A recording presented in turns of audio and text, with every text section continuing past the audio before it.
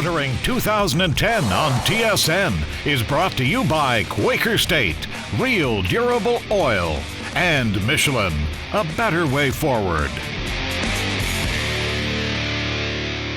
There's no doubt that today's highways are getting more crowded each year, and what we're seeing more of are trucks, big trucks. And with just-in-time delivery, highways like the 401 between Toronto and Windsor have become a moving warehouse. And everybody has a story or a complaint against truck drivers. They're in the wrong lane, they follow too closely, they're poorly maintained, etc., etc.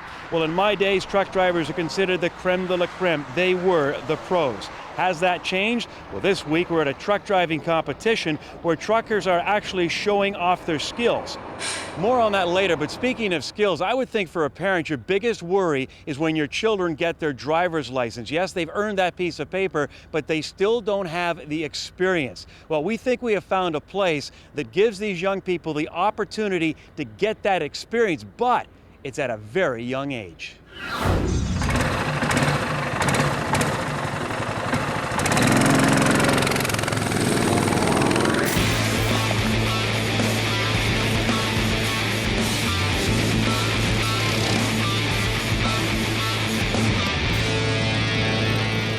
This is the Canadian Karting League, and what it is an arrive and drive karting series for kids that start at 8 years old up to 12 is our cadet group.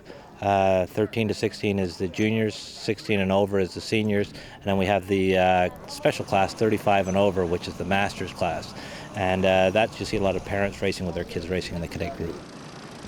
Hey guys, thanks for showing up today, and this is our 7th and 8th race, I believe. What they're doing is they come out, we provide all the carts, we provide the mechanics, fuel, tires, track, everything. Basically what they do is they sign up with a membership. And you all look fantastic in your new suits.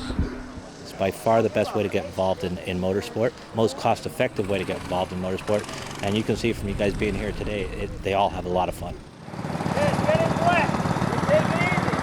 I started racing early 70s maybe, and then karting was first obviously, and then I went to cars, raced in the Formula Atlantic Championship in 1996 with against Patrick Carpentier and Tagliani and all those guys, and then sort of got involved in motorsport journalism and automotive journalism, but always wanted to give back a little bit and get something involved back where kids could get involved in karting. During the race, you just use one pedal at a time, okay? Attaboy.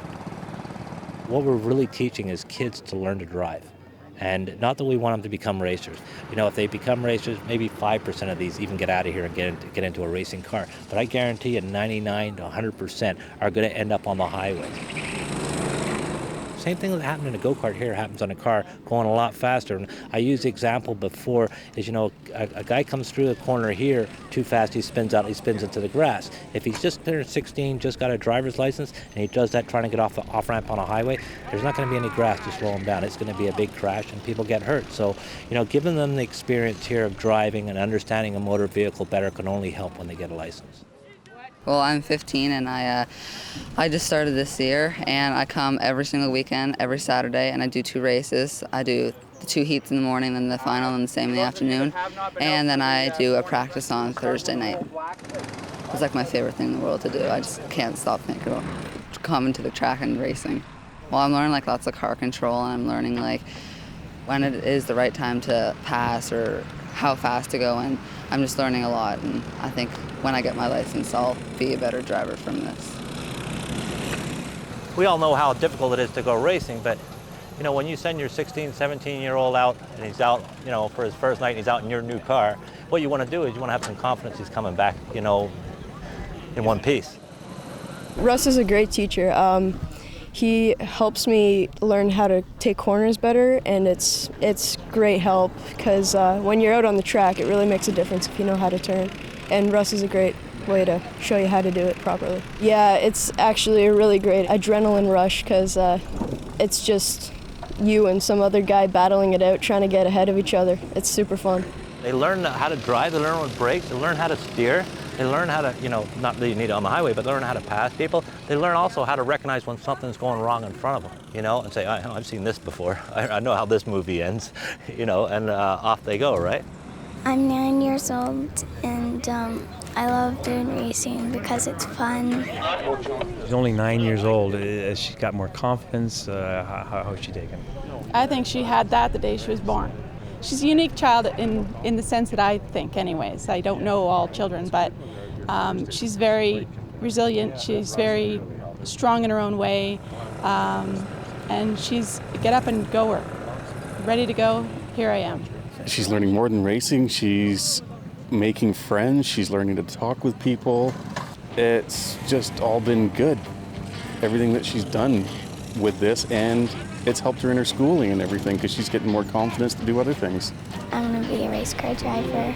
I'm going to be the first girl that is going in Formula One. Says she wants to be the first girl to do Formula One. Now, I don't know if there's any girls doing it yet or not. As far as I know, it's all men. Then you'll really be worried. Yes, yeah, then we'll be worried. I'm James. And I'm Bond. Together we're James Bond. More later On Bond's Corner. Kenzie's Corner.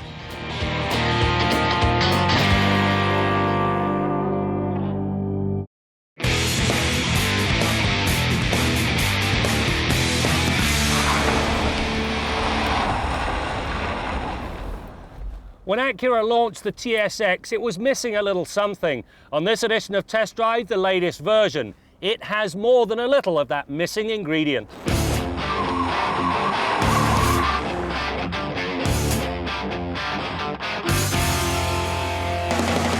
The Acura TSX, which is based on the European Accord, is the antithesis of the North American version of Honda's Accord. One is keen, agile and keys on performance, the other takes comfort and roominess to heart. It speaks to the fundamental differences between the two continents. One is packed with tight, twisty roads and century-old buildings, the other's all about wide boulevards and sprawling malls.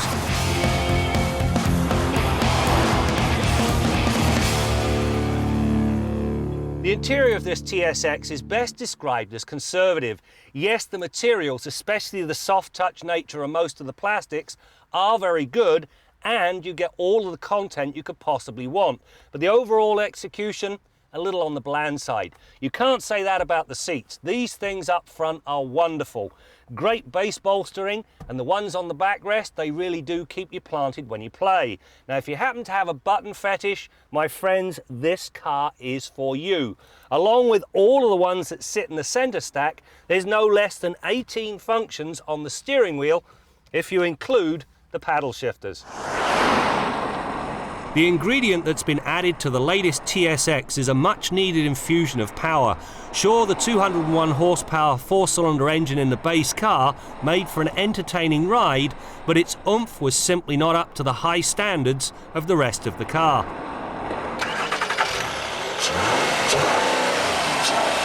The introduction of the V6 changes the TSX's personality 180 degrees. To begin with, the 3.5-litre VTEC V6 churns out 280 horsepower and 252 pound-feet of torque at 5,000 RPM. Stand on the gas and it takes off like a scalded cat and just keeps running until the driver lifts. It's enough to warp the riders from rest to 100k in just over 6 seconds. The back seat is the one place where the TSX trips over. This seat is set for my short 30-inch little legs. As you can see, there isn't much room left for my short 30-inch little legs. Anyway, the other thing, you'll only sit two back here. Primarily, the center console comes back a long way and there's a large tunnel, and the center section's domed. Don't bother using it. The power is relayed to the road through the front wheels, large P235 45R18 tyres and a 5-speed automatic transmission that includes paddle shifters.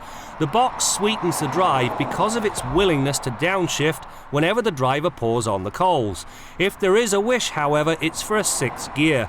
A lower first gear and taller top gear would flesh out the engine's potential and the sweetness it brings to a balanced car. If you're looking for the definition of a well-conceived trunk, this is it. First of all, a proper handle. You've got plenty of width to the opening. These hockey stick style hinges, they usually crush anything placed beneath them. They don't here because they're boxed. And then you've got these handles. One tug there, the back seat folds down. No, it doesn't fold flat, but it does allow you to carry a longer item inside the car with this thing shut. The TSX rides on double wishbones up front, rear multiple links, gas pressurised shocks and anti-roll bars at both ends. As is true of the rest of the car, the setup is decidedly European in its feel. The ride is firm but comfortable, yet the TSX romped through the pylons. There's virtually no body roll and understeer stays at arm's length. It's a dynamic package that begs to be driven with purpose. If things do start to get out of hand, the electronic stability and traction control systems are ready, willing and more than able. The stopping power is equally impressive. The four-wheel discs remain fade-free and deliver short 40.1 metre stops from 100 kilometres an hour. When the TSX was introduced, it was very well received, and primarily because it had a very richly contented cabin, very nice materials, albeit a rather bland design. It also handled like the dickens, very, very good, in fact, for a four-door sedan. The addition of the V6 engine changes everything. The power it brings to the party transforms this car from very capable sedan to very, very good sports sedan.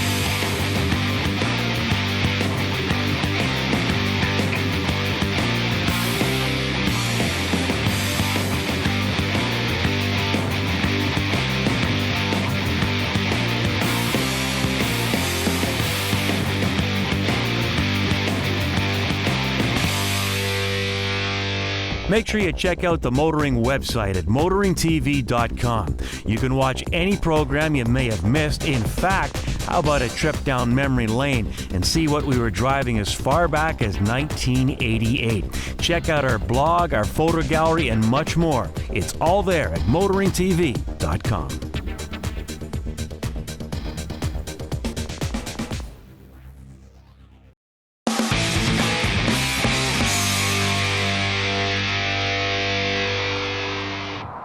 Oh yeah, it's got a really, really rich history to draw on, but we are taking it in new directions. And you mentioned age, and we're definitely trying to get the average buyer's age down, and we think the new Buick Regal is going to take it even further than the La Crosse and the Enclave already have. It's set up to be a very sporty driving car, and so people that really appreciate a fun driving experience in a really nice package are going to look at this and go, wow, now this is a Buick that I can really sign up for.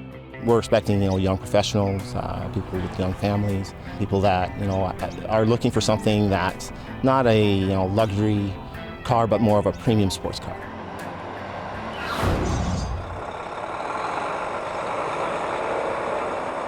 On the road again. I can't wait to get on the road again. No, your eyes are not deceiving you. That's our very own Jim Kenzie behind the wheel of a Big Mac worth about $200,000. Now, is Jim thinking of changing careers? I don't know, but check him out next week on Kenzie's Corner. And check out motoringtv.com, because Howard Elmer has a few thoughts on the criticism these truck drivers take on a daily basis. All right, now let's head to the Quaker State Garage. Join Bill Gardner. This week we want to talk about filters. Not the traditional filters you might be thinking of, like this engine oil filter. Here's another engine oil filter from a newer car, or this fuel filter that might be underneath your car protecting the fuel system. Now, I'm sure that many of you have changed air filters in your car, but if you've got a car built for mid-90s or newer, car SUV, mid-90s or newer, you may have an additional filter protecting the passengers in the interior compartment. It's called the cabin air filter. Not all vehicles use it, but a lot of vehicles since the mid-90s do use it. It's out of sight and therefore out of mind, and a lot of times we don't think of changing it. But if your vehicle's got one and it's clogged, it may be diminishing the performance of your heater and or your air conditioner. It's a pretty simple filter to change. This is one of the few things that many owners could actually tackle themselves without having to take it in the shop. If you go to your owner's manual, if your vehicle is so equipped, there's usually a process in there, some pictures, and a detailed description of how to change it. On this particular vehicle, a 2002 Yukon that our crew uses for shooting, that filter is located on the passenger side, just above the passenger's feet. You have to take off the hush panel underneath, and then there's a little access cover with a single screw, and we slide the filter out the bottom. So earlier we removed the cabin air filter on our 02 Yukon, and we were pretty surprised to see a lot of debris in there, a lot of dirt, and certainly this cabin air filter is in need of replacement.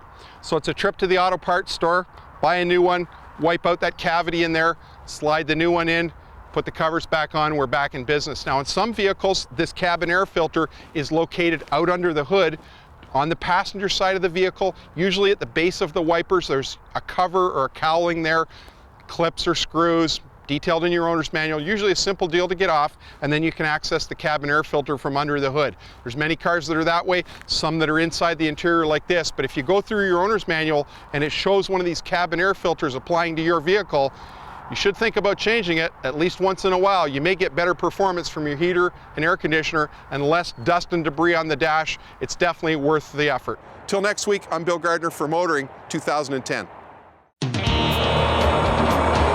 We're in Milton, Ontario, and we're here with the Ontario Truck Driving Championships today.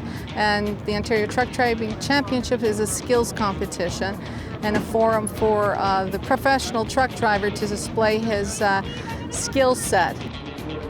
So today you have the best of the best competing, and with that our winners will form our Team Ontario, and we'll have 6 class winners that will continue on to the nationals that we hosted in Winnipeg, Manitoba in September.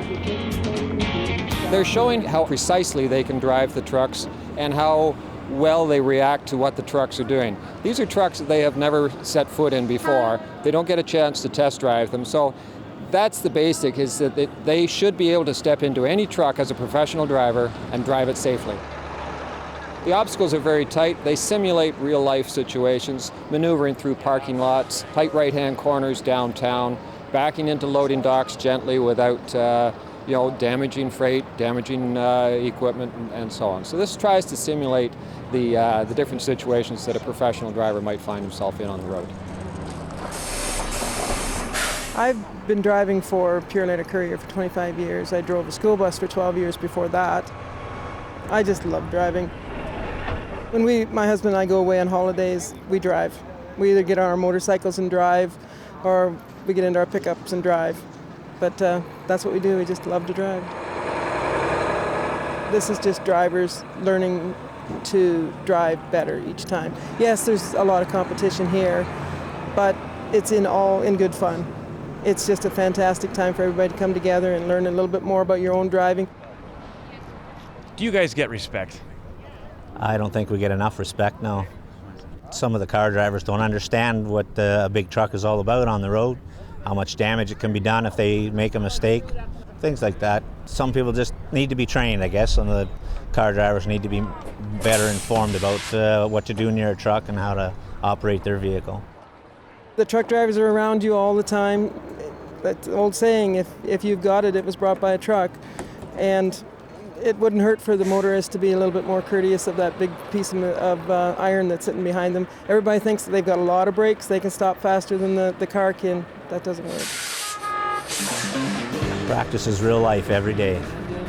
It's the same thing, you know, you gotta do it to be safe. You have to do the same thing every day, be safe, make it home safe, and everybody else can too.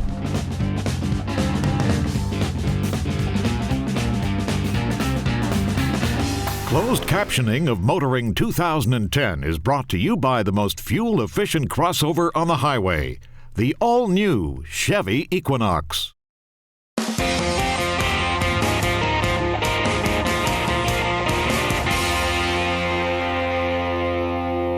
Among the many reasons that I was not a very good race car driver, and lack of talent was one of those, was I didn't start in go-karts. Just about every world champion for the last probably 2 decades started in karting, from Jenson Button, Lewis Hamilton, you name it. But as we've seen here today, the Canadian Karting League isn't just about teaching kids as young as 8 years old what racing is all about. It's an attempt to teach them what driving is all about, because the rules you learn here are equally applicable on the road. No less an authority than Jackie Stewart, a 3-time world driving champion, has been campaigning for years to get driver training started as young as 8 years old, and that's what's happening here. Among the things that you learn at a karting situation is that sometimes the kart gets sideways, but if you know how to do it, you steer into the skid, you gather it all up, and away you go. And if you do spin, it's not the end of the world. The car doesn't stop handling just because the tires are squealing. These kids are all properly outfitted. They've got racing suits, they've got helmets, they've got neck protectors and rib protectors. They understand the importance of safety. You'll never see one of these kids when they turn 16 driving a car without a proper seatbelt. The other thing that you learn in karting is how to control the car, and that's as critical in road driving as it is here on the tracks, because on a track, if you make a little bobble, that guy behind you, he's got an equal car to yours, he slips by inside, he's 2 karts ahead of you, you'll never catch up. On a road, if you get the car a little bit sideways, don't take your hands off the wheel and drive into a tree. Stay with the car. Remember the lessons you learned here at the karting track. Steer with the car, learn what the car is doing. And all these single car accidents that we have where the driver loses control, no, the driver abandons control. If you maintain control of the car, you've got a much better chance. So you want to learn how to drive? Come on out to the kart track. I'm Jim Kenzie. Boy, Jim Kenzie looks pretty nifty in that driving suit, eh? Well, I'm just saying, and I'm also just saying that Russ Bond and his staff, hats off to them. They're doing a great job. I can't tell you how impressed I was with those kids. Lots of confidence, showing each other a lot of respect on the track. And here at the Ontario Truck Driving Championships, that's all these truckers ask, is that you give them some respect on the highway. And you know, it takes 2 to tango. I'm driving out to this chute on the 401. One of those guys in front of me, he's got the baby on board sign in the back. I don't understand those things. He should have added a sign that said idiot on board. He's like, oh, there's my exit, crosses 4 lanes of traffic without signaling. Don't get me started. Before we go, a reminder to join us on Facebook and check out our new and improved website for the total motoring experience. That's it for now. We'll see you next time out as we continue to bring you more stories about cars and the people who drive them. I think Canada is a perfect market because we have 4 seasons, and this vehicle was designed for 4 seasons. And a day like today when it's about 23 degrees, nice breeze, it's just perfect. I'm not really a convertible person, and I wouldn't really buy a convertible, but having said that, there's nothing better than on a nice day to be driving a car like this, Mercedes, with a bit of sun in your face. It's a wonderful feeling. Motoring 2010 on TSN has been brought to you by Quaker State, real durable oil, and Michelin, a better way forward.